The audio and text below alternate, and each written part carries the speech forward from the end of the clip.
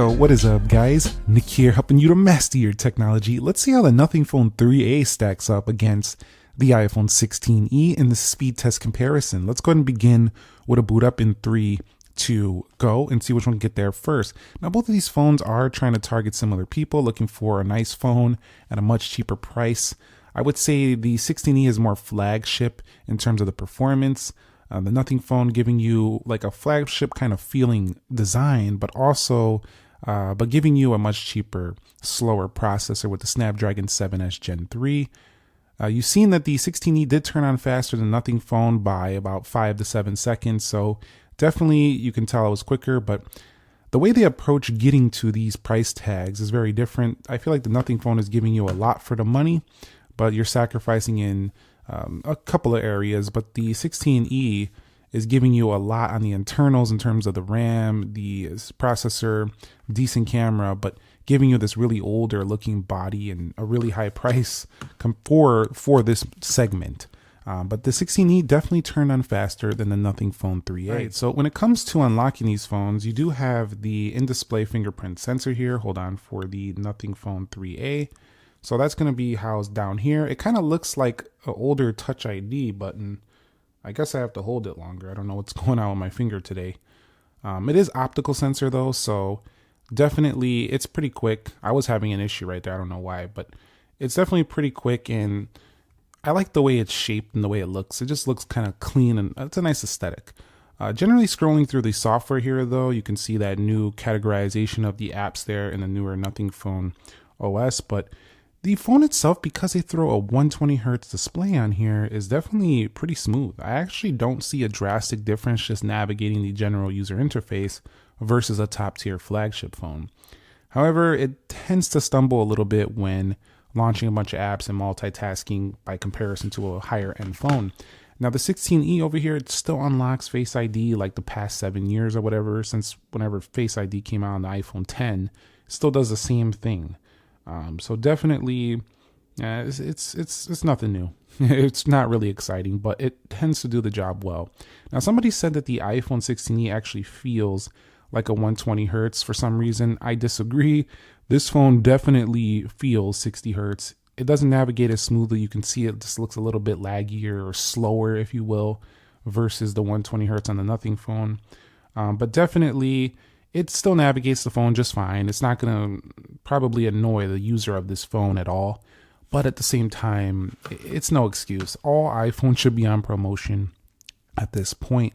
And if they're not going to put promotion even on the 16e, they can go ahead and at least give us more for the money in terms of the size, maybe a little bit newer design, something a little bit more fresh, because not only are we getting 60 hertz with this, we're getting like an older looking feel. All right, so here we are at the app test. Everything is closed out for both phones. Let's go ahead and go into calendar here. And you could see that was faster for the 16e. The Nothing Phone did swipe out quicker. Again, I think that was a 16e. I could be wrong. Let me go ahead and go to stopwatch. We'll go into alarms. They're just in different sections, but swiping out the animation definitely faster on the Nothing Phone. We'll go to calculator. That was quicker on the 16e. We'll go into Instagram. I think that was the Nothing Phone over there. So we're still waiting on the load there. Nothing Phone quicker here. And when we're kind of just scrolling through, you could see both of them get down to this page and then they got to reload some new content. But generally coming out, they were both pretty similar. Google News versus Apple News. You could see Apple News was quicker there. We'll swipe up out of there. That animation, when swiping out fast, that was quicker on the left, did look a little choppy, but faster on the Nothing Phone. Let's go over here to X on both. And that was faster, I believe, on the left. That was faster again on the left. Look at that scrolling, like, that is really quick. This is kind of fast too, but that Nothing Phone, look at that scrolling. So doom scrolling, we know who's the winner here already. Let's go ahead and swipe up out of there. And we'll go on to the next application. Let's head into Amazon on both. And you could see that was faster on the right. We are getting this splash screen for a spring sale, so that could have affected it for sure. But the scrolling, very evident again, very different. Some people are going to like the slower scrolling. Some people are going to like the faster scrolling. Let me know what you prefer. Let's go into YouTube, and you'll see we're going to go to trending here on both. Let's go to trending. And we'll go to music. I would much rather watch video though on the Nothing Phone 3A. It's definitely a much larger display than the 16E. Also scrolls faster once again in YouTube. But you see that so far, this Nothing Phone 3A is keeping up pretty easily. You'll see pretty similar there. And a lot of people say, well, the apps it's not a full indicator of speed. It kind of is, because I need my apps to be fast day to day. What I use is the apps. I use them for practical reasons, for daily use. Like, I need those things, this experience, to be quick. I don't care if the benchmark is 10 times quicker. I need my daily app performance to be blazing along to get things done in my life. So that's why I do these type of tests, to check them for myself, but also for you guys. Let's go and take a look at play here. I believe the 16E won this one. Yes, it did. So in gaming, we might have to go with the 16E for the stronger GPU. And there it goes. And it is quicker. So this is not surprising at all. But again, if you're not doing anything more than a couple games here and there, some casual games, even some decently nice titles, the Nothing Phone might still be the better option due to longer battery life and also a bigger display. But if you just want pure launch times when it comes to the games, and you want maybe better performance, you'll definitely want to go with the 16E between these two. You'll see game modes. There is game modes on both of them. That was a little bit faster on the 16E, and I'm seeing where the 16E is starting to shine now is in the GPU over here. Let's go into Call of Duty on both. You can already see the 16E is in the lead. Here comes the Nothing Phone 3A though. And then the 16E. Who's going to win it? Again, a lot of the games too, they are optimized for mobile. So even if you have like a mid-ranger, like the Nothing Phone, you can still go ahead and play the game just fine. You might actually lose though in a match if somebody has a more powerful beastly phone, because their delay times are going to be slightly less. Like, for example, if you're in a match in Call of Duty and their phone is faster with faster Wi-Fi, they're probably going to get you before you get them. So those things do matter if you're serious into, like, playing games on your phone. But how serious are you? That's the question. We'll see over here that in terms of Free Fire, it looks like both of them triggering a game mode. It looks like Nothing Phone 3A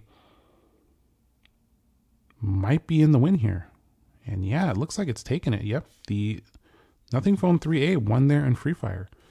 So it also could be game dependent as well. Let's go into 3D Mark. And you can see that was faster for the 16E. We'll go into Geekbench 6 and faster on the Nothing Phone 3A. And we'll go into Speed Test Net, faster on the right. And we'll go over here to InShot.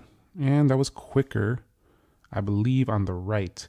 So at the end of the day, if I had to call one winner here, I do think that overall the 16E, it feels a little faster to launch some of these phones, but it looks smoother sometimes with the fast scroll, the 120 hertz, animations are snappy. It's really close actually in real world application, like in real world usage. This is probably closer than you might think, even though this does have a flagship processor. So Nothing did a really good job with the 3A, I would say. Let's go ahead and take a look at the RAM management. So let's go ahead and go through these applications. We do have 12 gigabytes of RAM, so this should be pretty decent here. And so far, a little blinking, but so far, this always reloads, so a little bit of blinking. I don't like that. They need to fix that. What's with this blinking? But overall, not really crashing out, anything like that. Instagram with a reload. We'll go over here to calculator, clock, and calendar. So yeah, not bad. Not horrible. If we go into settings here, you'll see that we are looking at 16 or 12 gigabytes of RAM on this phone. Right here, 12 gigs RAM. And you can also use a RAM booster on there. But it seemed the whole thing's pretty fine. There's just a little weird blinking on some of the apps. They need to fix that. But other than that, pretty good. So let's go and take a look at the 16E. Apple does a really good job in this department. They tend to keep things pretty smooth when coming out. So this is the thing that like OnePlus has fixed. Samsung's definitely doing well. Now the top tier phones feel pretty smooth or smoother in this area than a lot of the budget phones. Instagram slightly reloaded there on the 16E as well.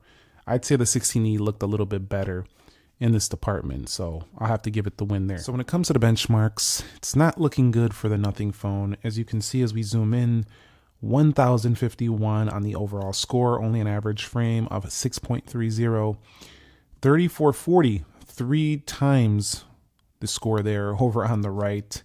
And you'll see we do have the 20 FPS, so 3 times better as well on the average overall score. This only scores better than 16% of devices on the market. This one better than 71. So the 16E is shutting me up on the benchmark. That is insanely better for the 16E. So you are paying more, but you are getting more in the performance. Again, the benchmarks don't tell the whole story, although that was a pretty disappointing score for the Nothing Phone 3A, but they don't tell the full story because the phone is still generally a great casual use phone for day to day. So is the 16E, but the 16E just feels a little bit older in the way it does things. But the Nothing Phone, I'm really waiting to see their flagship performer. I'm just waiting for it. They keep putting out these budget phones. I'm waiting for the top dog. Where is the Nothing Phone 3? Nothing Phone 4, 3 Pro, whatever they want to call it. Where is the flagship beast Nothing Phone? That's what I want to see come. And hopefully it comes this year. I'll be back when Geekbench. And here are our final Geekbench scores, and you can see that the 16E with a victory again. Not surprising. This is a flagship processor GPU. This is more of a budget phone over here. However, these phones are kind of competitive because they both come in at a lower price tag than flagship phones. But from the performance perspective, it's like, do you want all this performance but this older feel and the 60 hertz panel?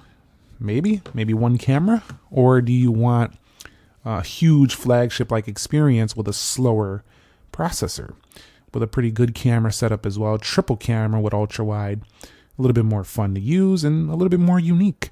It's really up to you. You have quite a few options these days, and stay tuned because I'm also going to be covering the Galaxy A56 versus the Nothing Phone as well, so be tuned for that. The Pixel 9a is coming as well, so we're going to do some more mid-range budget battles as well. So thumbs up if you enjoyed it, subscribe if you haven't already, and I will catch you all in the next episode. Nick here. Be sure to be well, and peace.